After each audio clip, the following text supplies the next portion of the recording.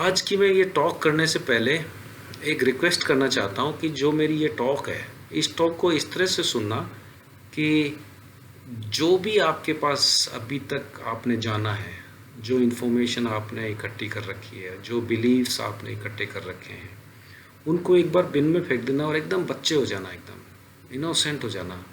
और इस इन्फॉर्मेशन को ऐसे लेना कि जैसे ये तुम्हारा पार्ट बन जाए, ये एक तरह की संपदा या एक तरह की आसेट ना बन के रह जाए, ये आपका एक डीएनए में चले जाए, आपका एक पार्ट हो जाए। जैसे वो औरत जो है प्रेग्नेंट होती है तो वो सीड उसके अंदर चले जाता है, तो फिर उसको वो ग्रो करती है।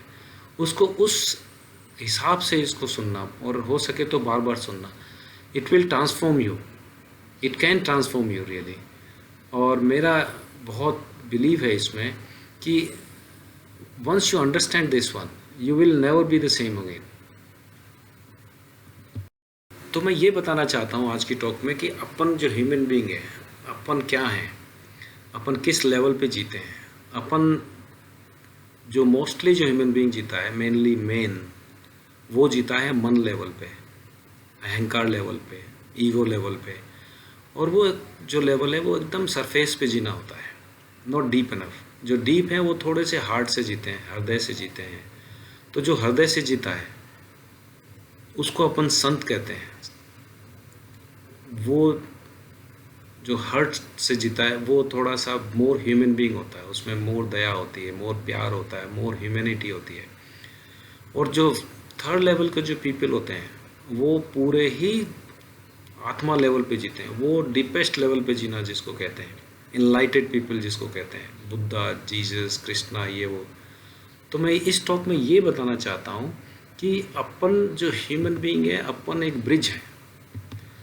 तो अगर अपन जितना ज़्यादा लीन हो जाए माइंड लेवल पे, तो अपन उतना ही एनिमल लेवल पे जीना स्टार्ट कर देते हैं। We become a machine only. जितना अहंकार उतना अपन ह्यूमैनिटी से गिर जाते हैं। और जितना अपन हार्ट की तरफ जाते हैं, और हार्ट को भी, हार्ट और दिमाग से भी अगर ऊपर उठ जाए, तो अपन एनलाइटमेंट की तरफ जा सकते हैं। तो अपने में एक पॉसिबिलिटी है कि अपन एनलाइटमेंट की तरफ भी जा सकते हैं। ये अपना अधिकार है कि एवरीबॉडी कैन बी एनलाइटेड। अपने को भरोसा रखना चाहिए अपने पे, अपने को अपने पे पूरा ट्रस्ट होना चाहिए कि I can be also live on the heart. और इससे ऊपर भी मैं उठ सकता हूँ। अगर कोई आदमी, सिंगल पर्सन भी इसका एविडेंस है, तो अपने को अपने ऊपर भी ट्रस्ट रखना चाहिए। We should also not, injustice नहीं करना चाहिए अपने ऊपर। We must justice to our self. अपने पे अन्याय नहीं करना चाहिए, अपने को इतना छोटा नहीं मानना चाहिए। अपन वो ही हैं जो कभी कोई हुआ है, अपन वो ही हैं, अपन बुद्धि ही हैं, अपन कृष्ण ही हैं। बस अपने को पता होना भर बाकी है। क्योंकि अपन बाहर जो भटक गए, जो ब्रह्म में आके पड़ गए, उसको अपन ने अपना मैं मान लिया, अहंकार मान लिया, आइडेंटिटी मान ली। उससे छूटना ये एक पॉसिबिलिटी है। ये मैं समझाना चाहता हूँ इन बातों को लेके। तो जो माइंड में जो जीता है वो हमेशा डिज़ायर में जीता है, वो हमेशा इनकम्प्लीटनेस में जीता है, हमेशा डिमांड, हमेशा वांट टू फुलफिल, ईगो में रहता है, अहंकार में रहता है। और अहंकार वांट्स चैलेंजेस, और डोमिनेशन उसकी पर्सनालिटी होती है।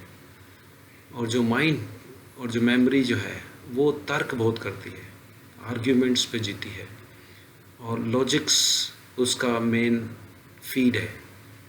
तो वो हमेशा ये मान के चलती कि आई एम ऑलवेज राइट, और एक वहम पैदा कर देती है। अपन एक अपनी ही इन्फॉर्मेशन, अपने ही विचारों के गुच्छे को अपन अपना मान लेते हैं, अपन सोचते हैं अपन ये हैं। तो जो माइंड है वो मरना नहीं चाहता है। फिर एक बार अहंकार अगर हो गया तो अपन ये मान के चलते हैं कि मैं ये हूँ। और फिर अगर अपने को कोई गलत ठहराना चाहे, अगर अपनी ओपिनियन झुठलाना चाहे, तो अपन मरना नहीं चाहते। अपन अपने अहंकार के अगेंस्ट की ओपिनियन को कभी भी सुनना नहीं चाह सकते। तो ये माइंड की सबसे बड़ी दिक्कत है। और माइंड जो है यूज़फुल भी बहुत है। यूज़फुल ये है कि माइंड के बिना आप जियोगे कैसे, आपकी जीविका कैसे चलेगी। Mind is beautiful instrument, it's a ultimate instrument for a development. Human का जितना भी डेवलपमेंट हुआ है वो माइंड से हुआ है, माइंड को लेके हुआ है। माइंड का मतलब क्या? चेंजेस। माइंड का मतलब flow of thoughts, never be satisfied, need more, और हमेशा नया चाहता है, पुराने से वो बोर हो जाता है। तो माइंड जो है, ह्यूमन का जितना भी आज डेवलपमेंट हुआ है वो माइंड की वजह से हुआ है। तभी माइंड जो है वो never stay at one place, mind need change, ever changing. This is why the mind get pleasure only once. अपन एक तरह का खाना बार बार नहीं खा सकते, एक ही हॉलीडे बार बार नहीं जा सकते। माइंड को हमेशा चेंज, रिपीटिशन बर्दाश्त नहीं है, चेंज ही चाहिए उसको। वो रिपीटिशन में विश्वास करता ही नहीं है। ये ह्यूमन डेवलपमेंट का की है।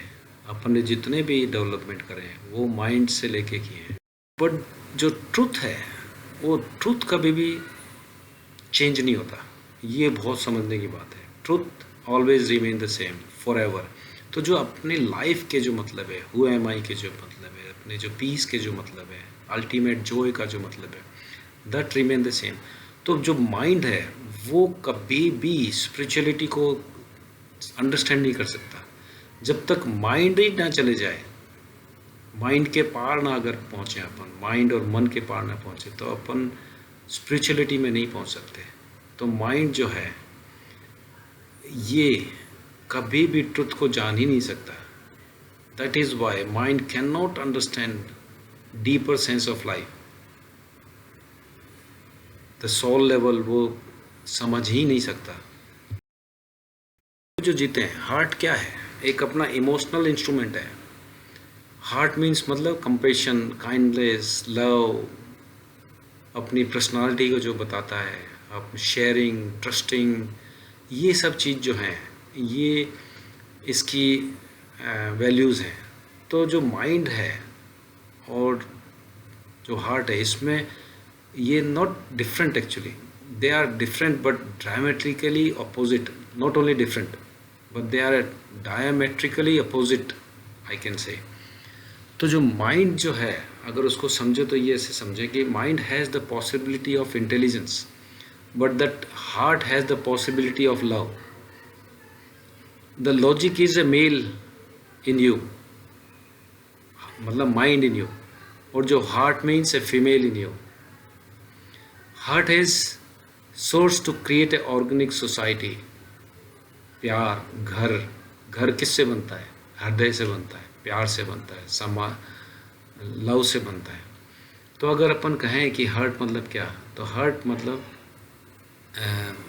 कि जो चाइल्ड हैं वो टोटली हार्ट लेवल पे जीते हैं, और जो वुमन है वो more on a heart and less on a mind पे जीती है, और जो मैन है वो more live on a mind level and less on a heart level. तो हार्ट का मतलब यही है कि लव, और लव क्या होता है? लव ब्लाइंड होता है, और इसीलिए हार्ट को भी ब्लाइंड ही बोला जाता है।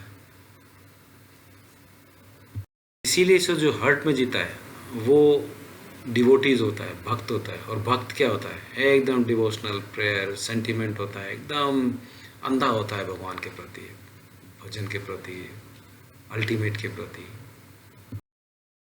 हार्ट जो है वो लाइफ का जूस है और इमेंस कैपेबल है, कैपेबिलिटी बहुत है।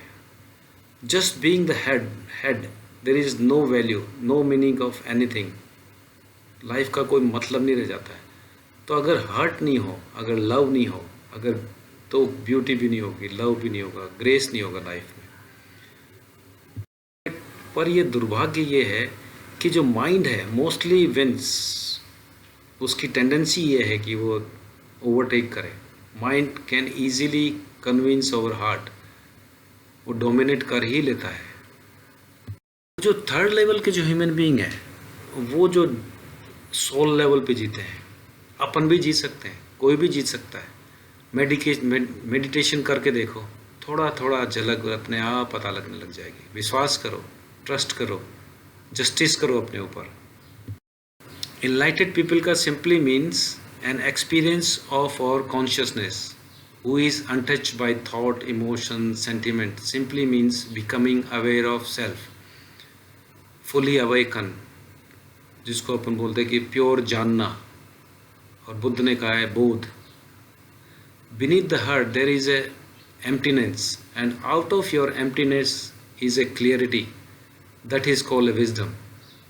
और उसको जो जान गया उसको अपन enlightened people कहते हैं, consciousness में जो पहुंच गया, that is a newborn. Mind और मन के ऊपर जो कॉन्शियसनेस है वो ना तो हिंदू है, ना मुस्लिम है, ना क्रिश्चियन है, but mind can be, heart can be, because ये दोनों ही डिवाइडेड है. और जो सोल है वो टोटल है. और जो कॉन्शियसनेस क्या है, कॉन्शियसनेस ऐसे है जैसे समुद्र, जैसे है जैसे आसमान. और माइंड और हार्ट क्या है, जैसे क्लाउड, जैसे लहर. तो जब अपन बिना क्लाउड के, बिना लहर के हो जाते हैं तो अपन बिकम द सोल. तब अपन ओरिजिनेट, जो ओरिजिनल हैं, अपन उसमें आ जाते हैं. तो जैसे ही अपन अपने दिमाग और मन के ऊपर उठ जाते हैं, उसी टाइम पे अपना जन्म हो जाता है, अपना भ्रम टूट जाता है, अपना जो विचारों का जो गुच्छा है जिसको अपन ने मैं मान रखा है वो हट जाए, तो अपन इनलाइटेड हो जाते हैं. ये ओशो का ये लाइन बहुत पसंद है मेरे को. उसने लिखा है कि consciousness is like lake, the wave is become mind, without wave it become the soul. Lake can be without waves, but wave can not be without lake. Soul can be without the mind, but the mind can not be without soul. Very simple, बहुत अच्छे तरीके से समझा रखा है इसमें. Beautiful line में यहाँ पढ़ूँ ओशो की. The physical heart is the centre of the body and the spiritual heart is the centre of the soul. तो अपने जो फिजिकल हार्ट के अंदर जो स्पिरिचुअल हार्ट जो अंदर पड़ा हुआ है, that is called a soul. Both exist together side by side. Once the spiritual centre start opening, you will have love attack. You move into a physical to spiritual being. Between the physical heart and the spiritual heart is the mind. With no mind, soul start to dance. A great peace, a great joy, a beauty arises, a grace, a new quality of human emerge. You become enlightened. क्या line लिखी है, एकदम clear बताता है. अगर इस talk को अगर आप रियली में समझ जाओ, कोई भी तीसरा विचार ना आए इसको सुनते टाइम, प्योरली इसी पे कंसंट्रेट हो जाए, खाली माइंड से, एम्प्टी माइंड से, इनोसेंट माइंड से, तो ये रियली में अच्छा चेंज ला सकती है. तो कभी भी शांत होके, एम्प्टी टाइम पे, बहुत टाइम है अभी, कोरोना वायरस चल रहा है, टाइम ही टाइम है. तो जब एकदम से बोर हो जाओ, तब क्वाइटली सारा दिमाग एकदम दूर फेंक के इसको सुनना, बार बार सुनना. I hope this talk will help you और यू विल लाइक इट. मेरे ओशो jogiworld.com में, मेरे ब्लॉग वेबसाइट में आप इसको देख सकते हैं. और मैं यूट्यूब में भी आपके कमेंट्स को वेलकम करूँगा. और अगर किसी को कोई क्वेरी है तो please ask any question. Thank you.